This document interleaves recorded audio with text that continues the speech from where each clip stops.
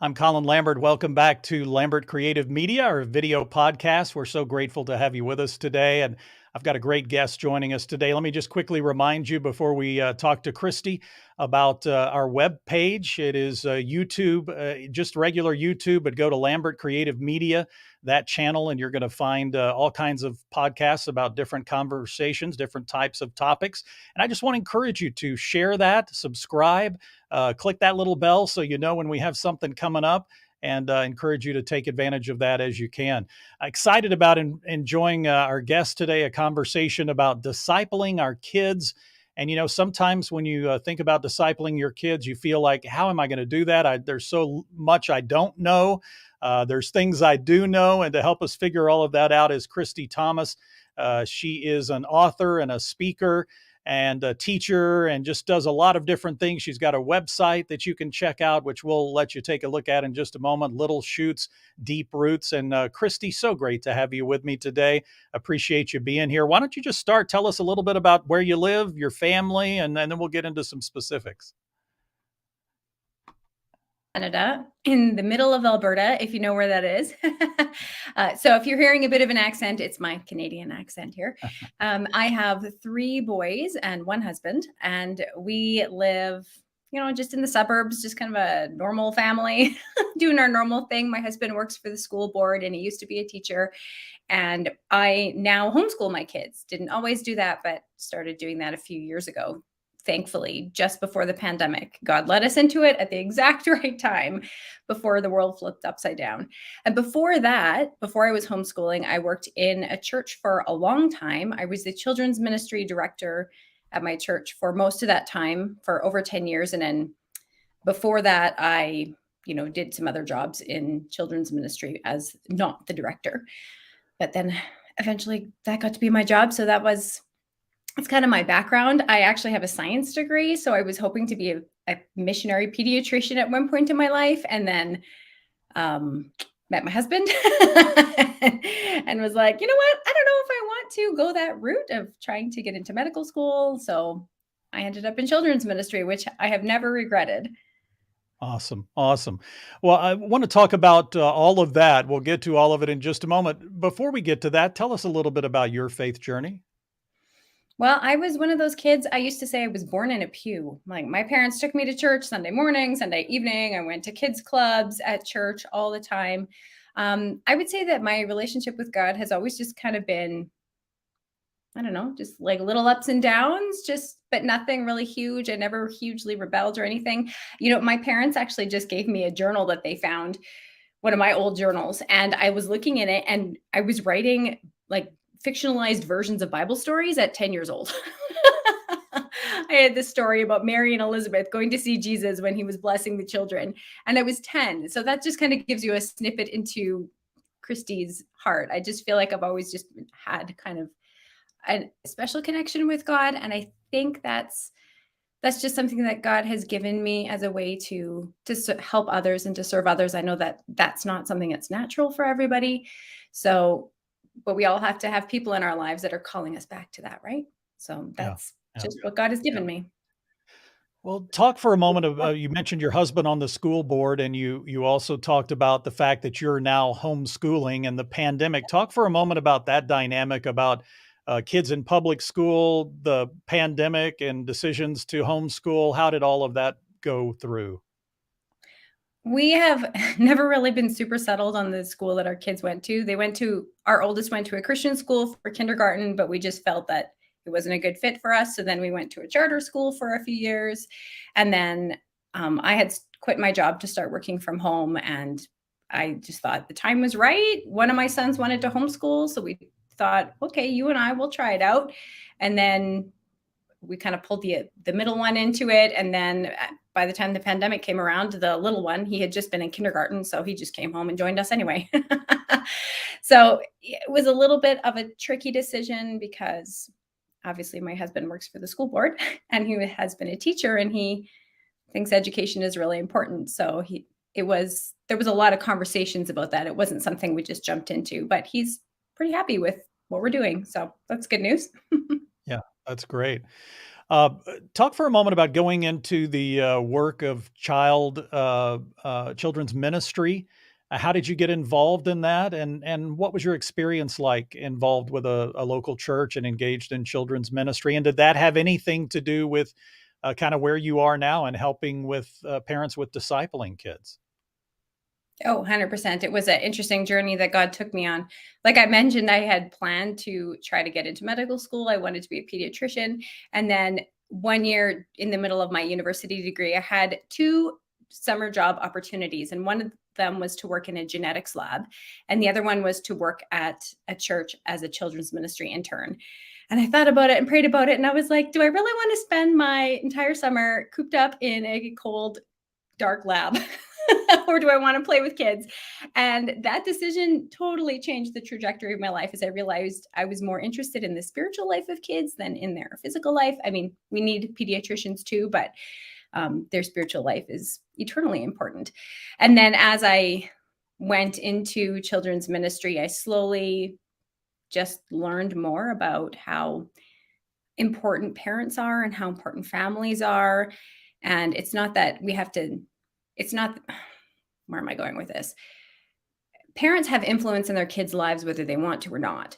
So we are discipling them. It's really just a matter of what we're discipling them in.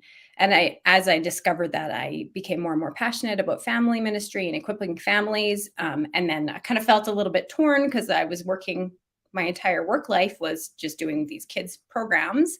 And I did some family outreaches as well. But when I was trying to maybe shift my job description more to family, they just said, no, that's not what we want. So over the course of a year, I passed my job over to somebody else and launched out on my own. Well, talk about that for a moment. I know that you've got a website, Little Shoots, Deep Roots. Talk to us about a minute about how that began and what people can find at your website. Well, truthfully, it started several years ago because I had written a book for the people in my church. It was this Wise for Salvation, which is a preschool devotional book. So I had written that for them. And then I Googled how to sell a book, and it said, you need a blog. So I started as just a blog like everybody else's, but then I started realizing who my readers actually were, and I came to understand them and what they needed. And just the more communication that I had with my readers, the more I started to just fall in love with the process of writing directly for parents. So Little Shoots, Deep Roots came out of a time where I was just really soul searching and trying to figure out how can I best minister to parents, and what are the things that God has specifically placed on my heart. So the goal of Little Shoots, Deep Roots is to help parents share Christ in their homes without feeling like they have to know it all or do it all, because I know that those can be big stumbling blocks for a lot of parents. Why? I don't know it all. I don't have time to do it all. So I should just do none of it, or I should share none of it. So I want to remind parents and equip them to do it through small, simple habits that just grow over a lifetime. I think that's such a great idea. As I look back on raising my kids, they're all in their mid to upper 20s now. And as I look back on the time I raised my kids, I don't think I had that mindset. I mean, I had the mindset of teaching them through general life lessons that came into the home. Of course, we were engaged in a Bible believing church, and there were some wonderful children's ministry directors like you involved. But I don't think I was as focused as I now wish I had been on those specific things. And I think part of it is exactly what you've just talked about, a fear of maybe not knowing it all and not knowing the best way to communicate. I never had any early childhood development training. Radio has been my career. So there wasn't a lot of that there. And I love that you have these tools available for parents and to be able to engage with their kids, even when they don't know it all. I think that whole idea is just incredible, which is one of the reasons I wanted to have you on today. Um, just before we get to some specifics about the process, talk for a moment about that, maybe that fear that parents have, and maybe some of the first steps to getting past those fears as a parent when you really know, boy, I need to be speaking into my kids' lives. Okay, I'm going to tell you a story, and it's going to seem somewhat unrelated at first, but it totally fits. So my husband went to Okay. go pick up something from a former student the other day, and the student had little kids at home, and he said, "I just want to apologize. When you came in, I was yelling at my kids, and I feel really bad about that." My husband thought, "You think that I'm going to judge you for that? I had little kids at one point too, and we all kind of raise our voices at them." And so I think that we tend to think, well, those people know more than I do, or those people are better at this than I am. And we look around and we just assume everybody's doing this better. But if we actually start talking to our friends, talking to the people in our communities and in our churches, we realize that they may know some things that we don't know, but we know some things that they don't know. Nobody knows it all. Not even your pastor knows it all. Your kids will ask your pastor some questions that will stump your pastor. Nobody knows it all except God. So I like to tell parents, we don't know it all, but we know the one who knows it all. So when we're really stumped, when our kids are asking us a question where we go, what? Or when they're behaving in ways where we just don't have a clue how to discipline them, we go to the one who knows it all instead of trying to just rustle up the knowledge in ourselves. So I think that's just the first step, is recognizing that I don't have what it takes. I'm not enough. And just recognizing that we have access to the one who is enough and knows it all, and he wants to help us. Yeah, that's good. As you began to engage with your kids in discipling, I'm assuming, and maybe not, tell me if I'm wrong, but I'm assuming you were kind of a natural. I mean, you were a children's ministry director, you started having kids. Was it just natural to begin to do that with your own kids, or were there challenges to leading an organization that was doing that versus doing it at home on a daily basis? I mean, it's always a challenge. I always think, oh, I should be doing more. I should be doing more. And then I remind myself, I preach to myself. But I had the amazing opportunity to learn about family ministry before I actually had children of my own. So I discovered all this before I had children. So I was able to implement some of these things, when my kids were still babies. But there was a time when one of my sons, he outgrew this one. We had been doing this one for a couple years with the two of them, my two older boys together, and then the oldest one outgrew it. And so we floundered for a couple years, and I thought, I don't know what to do. I don't know how to do this. My kids are so diverse in ages. So I just it was a slow process of discovering what worked for us. And I realized I didn't kind of have the idea of the little shoots, the little habits idea at the point, but I realized that what ended up working for us was this little habits idea. And that's why I'm so passionate about it. So what ended up working is I wanted to, disciple my kids at the breakfast table. I thought that would be perfect. But then I was always and forever forgetting. I would think, oh, they're all sitting at the breakfast table. They're sitting in their high chairs. I'm going to uh, empty the dishwasher or clear the table or sweep the floor. And so one day I sat down, my husband and I went on a date. We went to one of those pottery places, and I painted this big plate and I put it in the middle of the table, and I only put our devotional book on it. And it was a really simple devotional book, takes like 30 seconds to read. And the fact that it was really short and that it was sitting right in front of our faces reminded me to do it every day. And Mm. so now, most of the days, I mean, this is years later, because I think that was when my oldest was in kindergarten or grade one. Most days of the week, we're reading the Bible for like 20, 30 minutes a day. But don't look at me and say, wow, I should be reading the Bible with my kids for, and discussing and praying for 20, 30 minutes a day. Remember that I started with 30 seconds a day. And that's why I'm so passionate about little habits, because that's the route toward getting these deeper moments that we want. Yeah, you've just alluded to it. If you don't mind, just a little more of an explanation about little roots, deep shoots. Talk about these habits for a moment. I think that's one of the key pieces here. I think often when there's anything we want to do in our lives, we feel like we have to eat the elephant all at once, and it's really about the smaller steps. Talk for a moment about that. Well, regarding that eat the elephant thing, how do you eat an elephant? One bite at a time, right? Right. It's very small. And so we think, it's either go big or go home. And we have to make all these changes at once, or it's not worth doing. We do the same thing when we want to start exercising. We think we have to exercise an hour a day. We think we have to disciple our kids for an hour a day, but that's not sustainable. And so we try it, we fail, and then we think, well, there's something wrong with me, or there's something wrong with my kids. So clearly, this isn't going to work for us. When really, habit science. There's so many top selling habit books right now that they all tell us the same thing, that starting with little things is the way to make big changes in your family. So I actually read a book called Tiny Habits. Yeah, Tiny Habits by BJ Fogg. And it was what kind of sparked all these ideas in my brain. And I thought, oh, this is the path forward. This is why this other thing worked for me.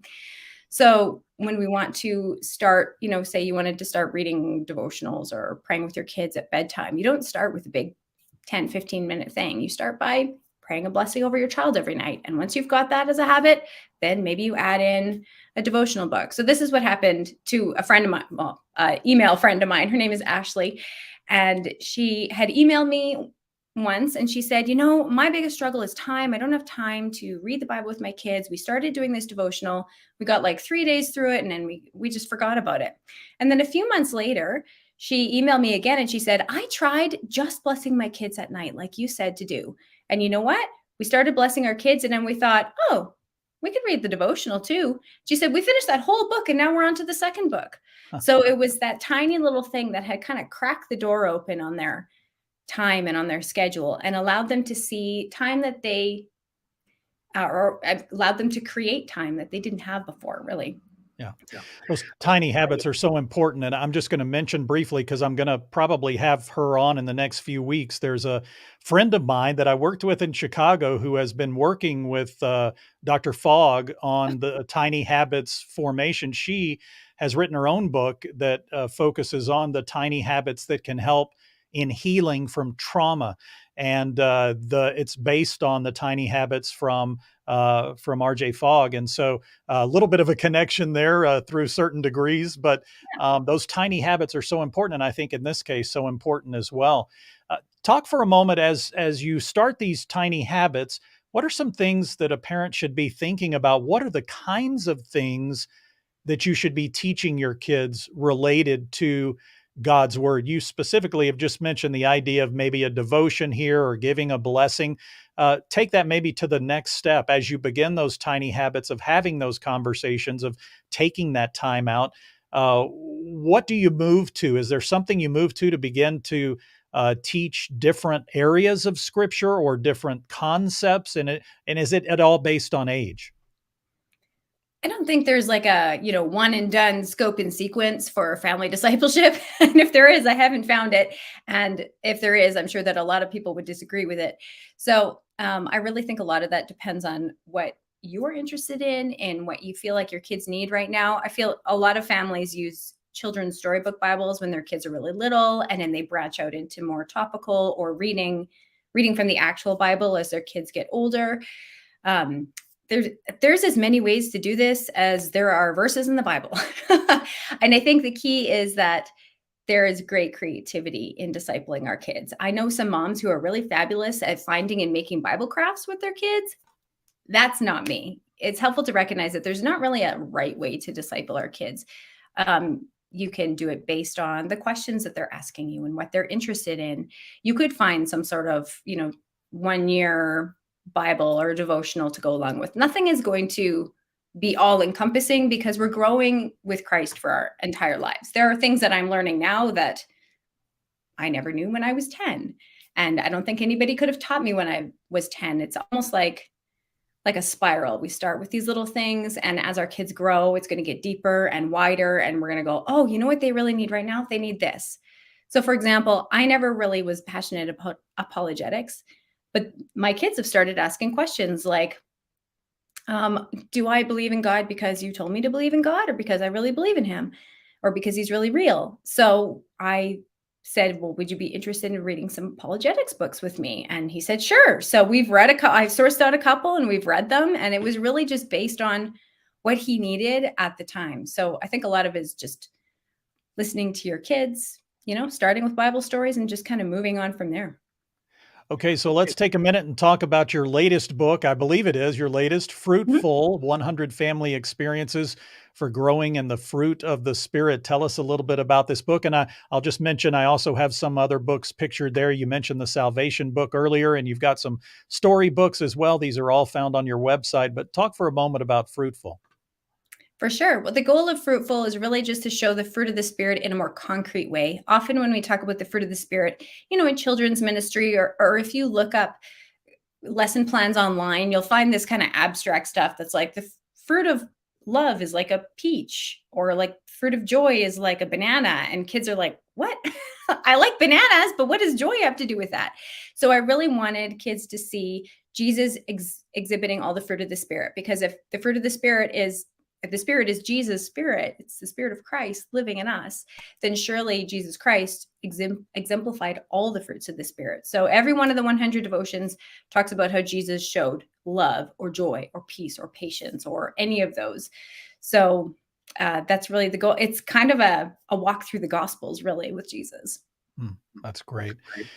Talk for a moment about response you've gotten from parents. I mean, one of the things you are attempting to do is get parents discipling their kids, even when they don't know it all, as we've talked about today.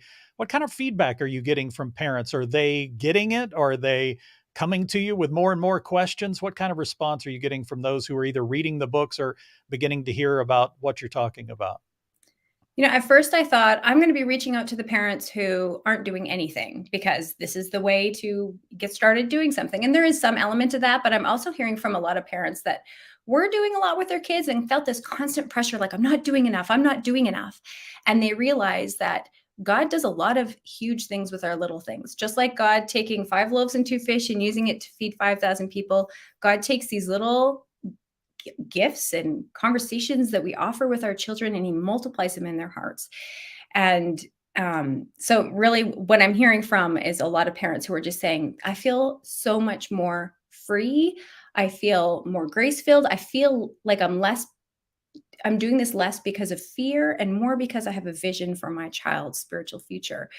So instead of feeling like I got to do this because otherwise my child is going to go to hell, we're feeling, okay, no, God is doing the work in our children's hearts. We're just walking along with him on this journey. And we have a task to do, for sure, but it's not all dependent on us. Boy, I'm so glad you shared that. And that's so important. It's not just important in discipling our kids, but it's an important piece of knowledge in living out the Christian life in general. We don't do the work. What I mean by that is we don't do the spiritual work. God, through Christ and the power of the Holy Spirit, does that work through us and through what we do. We obviously have to participate in some way. We're engaged in sharing Christ or sharing some of the fruits of the Spirit or engaging with those tiny habits with our kids. But I do think often as followers of Christ, we find ourselves feeling like we have to bring somebody into the kingdom. We have to help cross that chasm, but we're not the ones doing that. We just have to be available and respond. And that's one of the things I love about what you're doing is you've just said, here's kind of my background. Here's what I've been doing. And I found that this is something helpful with kids, and parents are now responding. As you hear back from parents and you're excited about that, what are you thinking of in the years ahead? Are you planning to continue this? Are you planning on writing more books? What kind of is out there 3 to 5 years for Christie? I would love to write a book just based on this idea of the little shoots, deep roots. I've got a proposal about it that's kind of working its way around now. We'll see. We'll see how that goes. I think that would be really neat, because I actually have a membership site where I teach this idea of really the little shoots, deep roots in a really linear, step-by-step way, how to, increase the time and the depth and the connection with God with your kids. And so I'd like to take that and kind of put it into a book, so just to make it more accessible for families. That I'd love to do. I don't have anything specific right now. I'm kind of just waiting to see what God wants me to do next. I've been into a really busy season for the past couple of years, and so the last few months have just felt like a little bit of a gift from God, a little bit of a rest. But I know that I will hit the ground running again very soon. Yeah, and we need that. We all need that rest. On your website, I assume people can find the basics of what Yeah, you have been talking about. Talk for a moment about what they'll find there. absolutely. If you just go to littleshootsdeeproots.com, just right on the front page there's a download that you can download. you can sign up for. And it's called the Start Little Guide. And it's just talks about some of the little habits that you could do in your family, when you might choose to do them, and how you can actually make them a realistic and sustainable thing in your life. All right. All right. Well, again, it's littleshootsdeeproots.com. It's easy to find. You see the front page there and you can engage. There's some downloads. All of Christie's books are there. You can find them listed there as well. And I just want to encourage you to check that out when you have the opportunity. And, I think more than anything, Christie, my desire in having you on today was to encourage people to take those first steps. We're about to start a new school year. I kind of think of opportunities 3 times a year to start things in a family. There's January, where it's the brand new year. There's spring, which is often a time of new beginnings. And then I think of having had 3 kids in school, or even if you're homeschooling, you kind of follow that pattern often of, hey, August, September, time to get things started again. So maybe just before we wrap up today, a word of encouragement to moms or dads who may be watching this today or in the days ahead. We're coming up on the new school year. It may be a good time to start. If you've never done anything before that sounds like anything that you've described, or any kind of discipleship, devotions, things like that, maybe just a word of encouragement to parents today as we head into this new school year. Yeah. Well, if you've never done anything like this before, I would say, you know what? It's not too late. God can redeem the years the locusts have stolen. He does amazing things with the little things that we give him. And so I would just say, start with something really small, really sustainable, something like, there's a beautiful blessing in the book of Numbers, chapter 6. And it says, may the Lord bless you and keep you. May he make his face shine upon you and be gracious to you. May he turn his face toward you and give you peace. And I would just say, write that on a sticky note, put it beside your child's bed, and pray it over your child tonight. And then pray it over your child tomorrow. And then again and again. I have prayed that nightly over one of my kids for 13 and a half years. And it's beautiful, and it's a great way to get started. Well, it's been great to catch up with you, Christie. I thank you so much for your time, and we will again point people to your website and to your books. Thank you for taking a few minutes out of your time to share the importance of these tiny habits, hoping that those and praying that those little shoots become deep roots, and that our kids will grow in the knowledge of the Lord. And that's really what the Bible talks about. That's our role. And boy, maybe today can be an encouragement to others who haven't started that yet with this new school year coming around. Blessings to you and your family. I hope homeschooling goes okay this year.